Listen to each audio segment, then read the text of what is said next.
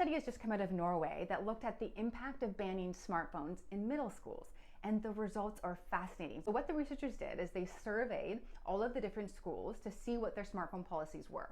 Do you outright ban smartphones? Are students allowed to bring them to class, but they have to stay off, or do they have to stay in their lockers?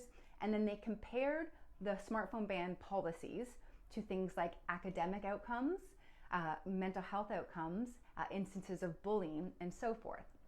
And what the data show is that for the schools that banned smartphones, the instances of bullying drastically reduced for both girls and boys.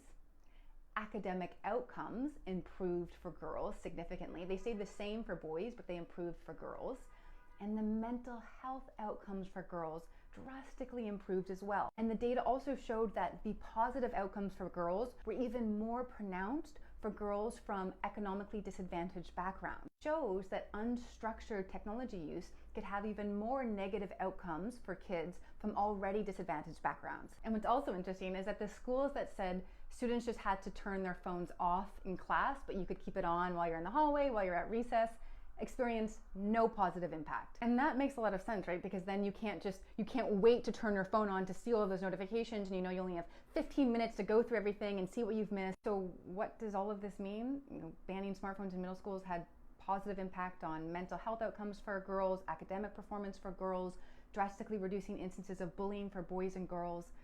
We should probably ban smartphones in schools.